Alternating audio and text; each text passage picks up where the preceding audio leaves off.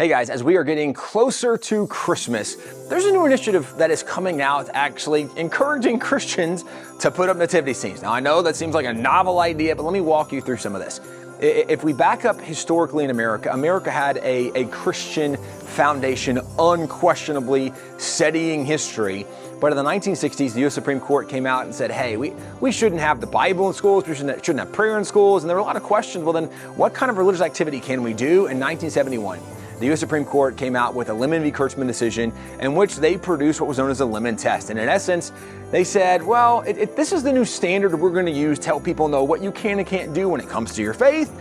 And the essence of their test was you can only do religious things if you can prove that you're not doing it for religious reasons. Well, what does that even mean? Well, basically it means you can't be religious in public. That's basically what it means. Under this new standard from the U.S. Supreme Court, it led to the removal of nativity scenes from a lot of prominent public places, including public libraries and public schools and even in front of some city halls and government kinds of buildings. Well, because of some incredible decisions that have happened over the last couple of years, the Lemon test has been overturned, and so now there's an opportunity to restore some of those religious freedoms and religious expressions that were removed under the Lemon v. Kurtzman decision. Now, just also so you know, one of the new standards is there has to be a history and tradition to really prove that this is totally constitutional.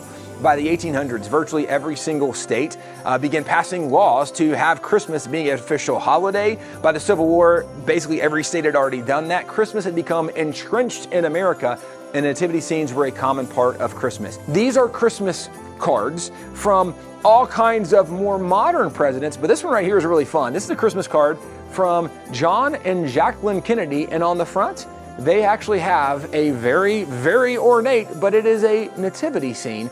Nativity scenes are very common in American history, and we want to help restore these back to being common in the American public. We encourage you, find a nativity scene, put it up, and help remind people the real reason for the season.